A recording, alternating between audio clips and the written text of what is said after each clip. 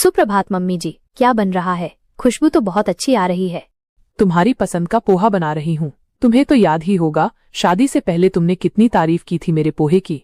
हाँ बिल्कुल, आपका पोहा तो लाजवाब होता है। वैसे मम्मी जी, आज रात के खाने की क्या योजना है? क्या योजना है बहू? अब तुम घर की बहू हो, रसोई का काम भी तुम्हें देखना चाहिए। मम्मी जी, मैंने कब कहा कि मैं नहीं देखूंगी, बस पूछ रही थी कि क्या बनाऊं। आप बताइए, आपकी क्या इच्छा है? कांता देवी थोड़ा सोचते हुए, मेरी इच्छा तो दाल बाटी बनाने की है। बहुत दिन हो गए, लेकिन तुम्हें तो शायद मुश्किल होगी। मम्मी जी, मेरे शब्दकोश में मुश्किल शब्द है ही नहीं। मैं जरूर बनाऊंगी दाल बाटी, आप बस मुझे विधि बता दीजिए।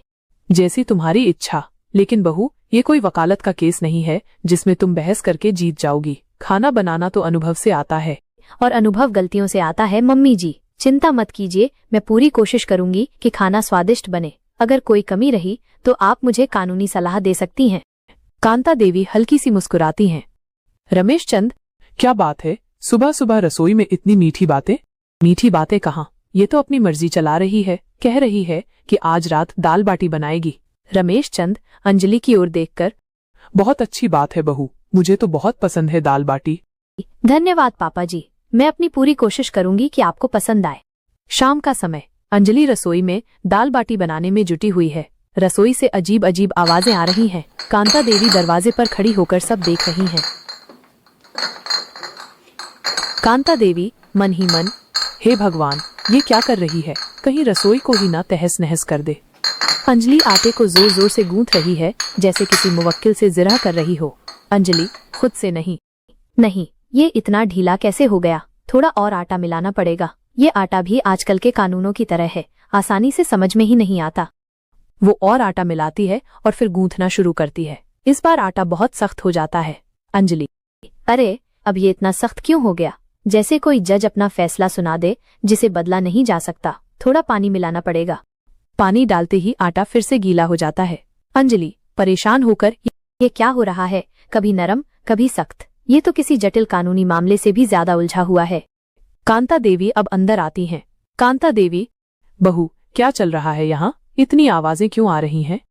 अंजलि मुस्कुराने की कोशिश करते हुए, मम्मी जी, मैं बस आटे के साथ थोड़ा समझौता कर रही थी, ये थोड़ा जिद्दी निकला। कांता देवी आटे को देखकर, यह समझौता नहीं, अत्याचार लग रहा है। देखो तो कैसा बेढंगा आटा गूंथा है। अंजलि तुरंत बचाव में, मम्मी जी, हर प्रक्रिया में थोड़ा उतार चढ़ाव तो आता ही है। ये तो बस शुरुआती दौर है। अंतिम परिणाम देखिएगा, बहुत शानदार होगा, जैसे कोर्ट का अंतिम फैसला। कांता देवी माथा पकड़कर, हे राम, इसे हर बात में अपनी वकालत घुसेड़नी है। अंजलि अब बाटी बनाने की कोशिश करती है। कुछ बाटियां बहुत बड़ी बन जाती हैं तो कुछ बहुत छोटी। कांता देवी, ये क्या बना रही हो? ये तो बाटियां नहीं, पत्थर के टुकड़े लग रहे हैं। और ये देखो, ये तो इतनी छोटी है जैसे किसी गरीब आदमी का हक। अंजलि अपनी बनाई हुई बाटियों को देखते हुए, मम्मी जी, आकार मायने नहीं रखता, स्वाद मायने रखता है। और हर आकार की अपनी विशेषता होती है, जैसे कानून की हर धारा का अपना महत्व है।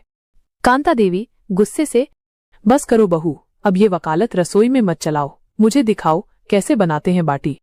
कांता देवी अंजलि को सही तरीका बताती हैं। अंजलि ध्यान से देखती है। अंजलि, धन्यवाद मम्मी जी। देखिए, सीखने में कोई बुराई नहीं है। जैसे एक अच्छा वकील हमेशा अपने सीनियर से सीखता है।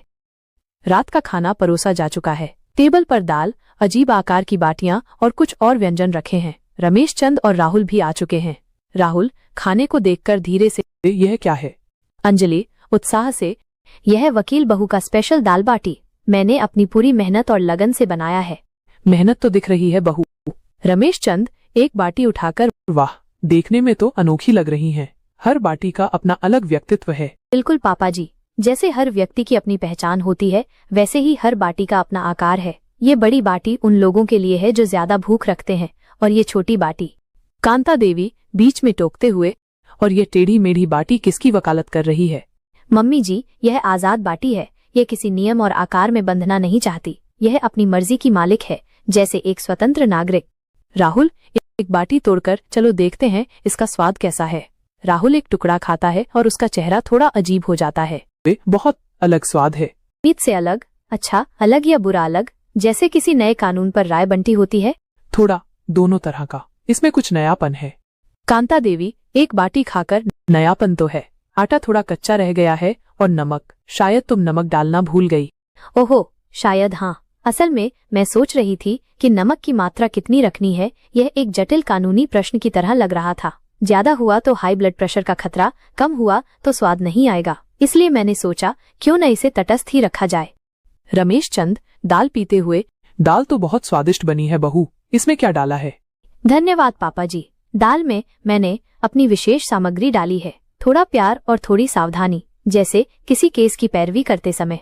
पिंकी दरवाजे पर झांकते हुए, कांता क्या बन रहा है आज? बड़ी अच्छी खुशबू आ रही है। कांता देवी दबी आवाज में, आओ पिंकी अंदर आओ, आज तो बहू ने विशेष खाना बनाया है। पिंकी अंदर आती है और टेबल पर रखे खाने को देखती है।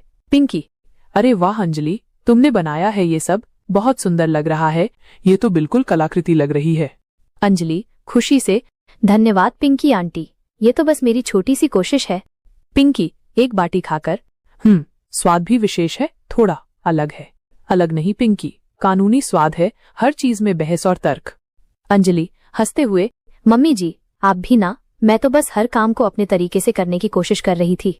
राहुल, सच कहूं तो मम्मी, खाने में कुछ कमी जरूर है, लेकिन इसमें अंजलि का प्यार और प्रयास दिख रहा है, और ये बात किसी भी स्वादिष्ट व्यंजन से बढ़कर है। रमेश चंद, बिल्कुल सही कहा राहुल, बहू तुम्हारा प्रयास सराहनीय है, अगली बार और अच्छा बनेगा। जरूर पापा जी, मैं हार मानने वाली नहीं हूँ। अगली बार मैं पूरी तैयारी के साथ रसोई में उतरूंगी, जैसे किसी बड़े केस के लिए करती हूँ। कांता देवी मुस्कुराते हुए, ठीक है बहू, हम इंतजार करेंगे तुम्हारे अगले कानूनी खाने का। अगले हफ्ते अंजलि फिर से रसोई में कुछ बना रही है। इस बार कांता देवी भी उसके साथ हैं, उसे गाइड कर रही है। कांता देवी, देखो बहू, बाटी बनाने के लिए आटे को ऐसे मसलना होता है, ये कोई मुकदमा नहीं है जिसे तुम अपनी मर्जी से मोड़ सको। अंजलि आटे को मसलते हुए, समझ गई मम्मी जी, इसे सहयोग की जरूरत है, दबाव की नहीं। जैसे एक अच्छा समझौता दोनों पक्षों की सहमति से होता है। और देखो, इसे धीमी आंच पर सेकना होता है ताकि ये अंदर से कच्ची न रहे, जल्दबाजी में काम खराब हो जाता है। यानी धैर्य भी जरूरी है, जैसे कोर्ट में फैसले का इंतजार करना पड़ता है। दोनों मिलकर बाटी बनाती हैं। इस बार बाटियां ज्यादा गोल और अच्छी बनी हैं। राहुल रसोई में आकर, वाह, आज तो बाटियां बिल्कुल कानून सम्मत लग रही हैं।